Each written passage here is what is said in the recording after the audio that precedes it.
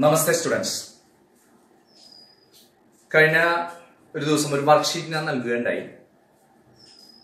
അതിനകത്തെ ചില പ്രോബ്ലംസിന്റെ ഡിഫിക്കൽട്ടീസ് കുട്ടികൾ ചോദിക്കുകയുണ്ടായി.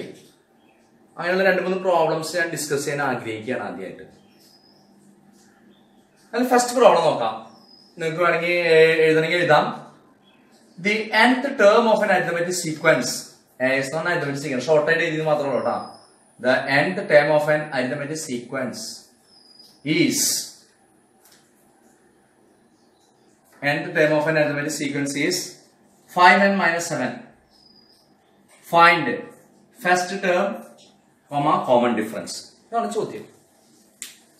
അപ്പോൾ കഴിഞ്ഞ ദിവസം നമ്മൾ ഡിസ്കസ് ചെയ്തത് I have told you an arithmetic sequence is of the form. എങ്ങനെ പഠിച്ചത്?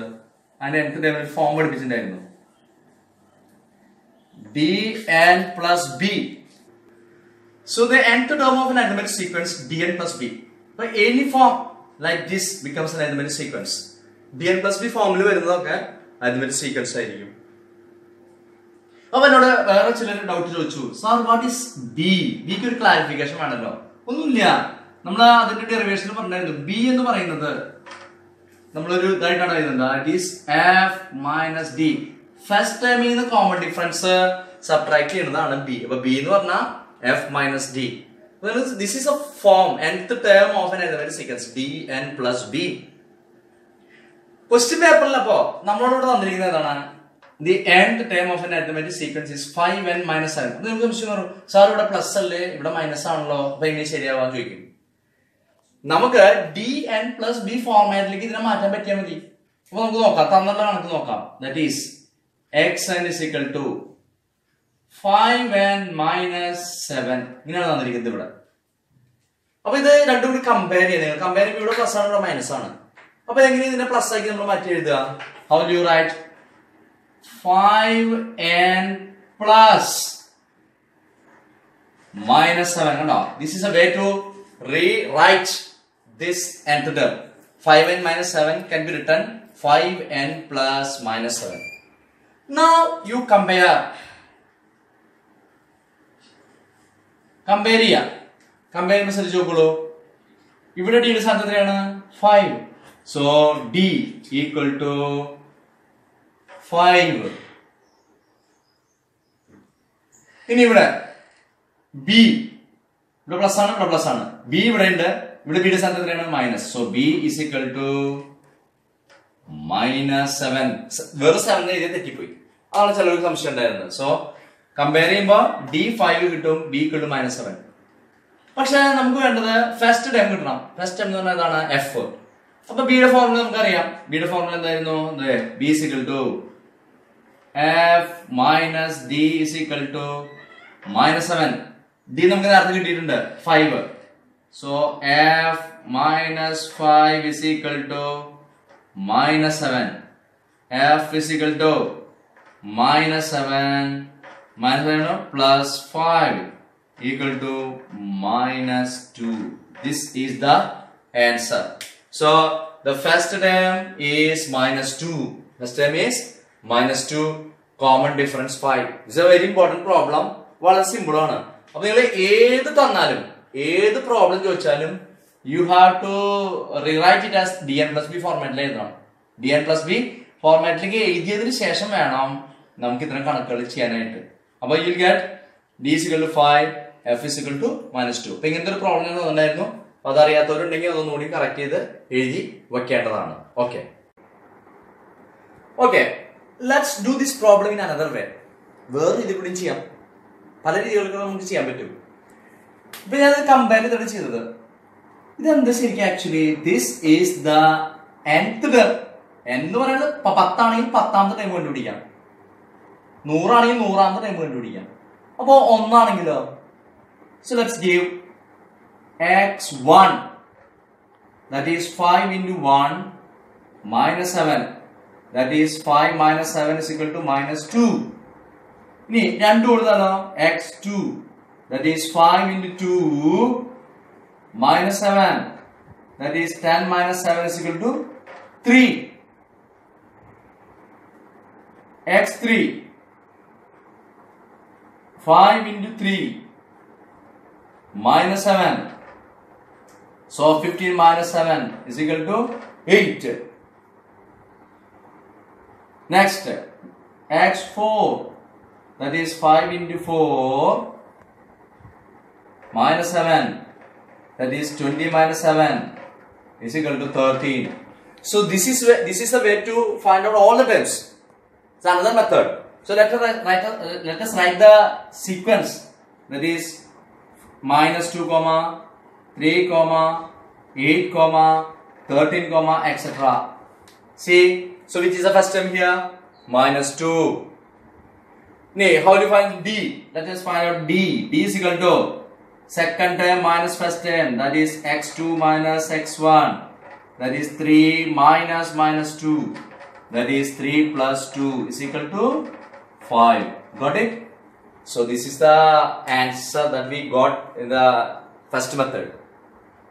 So in both ways you can attempt this question. I think this is a better way as a comparison. First method is a better, that is you can do it easily. Clear? So this problem can be done in both ways. Okay, let us discuss next question. The nth term of an arithmetic sequence is 2n plus 1 by 2. Write the sequence. This is a question. So to write the sequence, we have to find out first term and common difference. Correct? So the first term and common difference can be found out using the method, comparison method, that we have discussed in the first problem. So let us write the nth term dn plus b, and our given problem xn is equal to 2n plus 1 whole divided by 2. So you just look at it here. Both are the same model, dn plus b is 2n plus 1 by 2. They are in different way of model. So make it dn plus b mod. ഇതും ഒരേ ഒരു മോഡലല്ല എടുക്കുന്നത്. അപ്പൊ ഇതിനെ നമുക്കൊരു dn plus b ഫോർമാറ്റിലേക്ക് ആക്കി മാറ്റാം. dn plus b ഫോർമാറ്റിലേക്ക് ആക്കി മാറ്റണമെങ്കിൽ എന്ത് ചെയ്യണം അതിനെ? That is 2n by 2 plus 1 by 2. അത് dn plus b ഫോർമാറ്റിലേക്ക് ആക്കുന്നു. എന്നിട്ട് വേണം കമ്പാരിസൺ ചെയ്യാൻ. Therefore 2n to get cancelled. That is n plus 1 by 2. അപ്പൊ ഇവിടെ നോക്കൂ, dn plus b, ഇവിടെ n plus 1 by 2. അപ്പൊ കമ്പയർ ചെയ്യുമ്പോൾ ഇവിടെ d യുടെ സ്ഥാനത്ത് ഇവിടെ എന്തെങ്കിലും ഉണ്ടോ? അല്ലെങ്കിൽ 0 എന്നാണ് അർത്ഥം? അല്ല. സോ കമ്പയർ ചെയ്യുമ്പോ d is equal to നോക്കൂ, ഇവിടെ d ഉണ്ട്, ഇവിടെ ഒന്നുമില്ല എന്നല്ല അർത്ഥം. ഇവിടെ ഒന്നുമില്ലെങ്കിൽ ഇവിടെ എന്താണ്? 1 എന്നർത്ഥം. So d is equal to 1. Then here b, ഇവിടെ എത്രയാണ് b? b is equal to 1 by 2. b is equal to 1 by 2. So d is equal to 1, b is equal to 1 by 2. Now what is b? b is equal to f minus d is equal to half. That is f minus d നമുക്കറിയാം 1 is equal to half. That is f is equal to half plus 1. Half plus 1. ചിലൊരു ഫ്രാക്ഷന്റെ addition മറന്നു പോയിരുന്നുണ്ട് കേട്ടാ. half plus 1. That is 1 plus 2 by 2. That is 3 by 2. So this is the first term. This is the first term. So d is equal to 1, f is equal to 3 by 2. Common difference 1, f is equal to 3 by 2. Okay, now we have to write the sequence.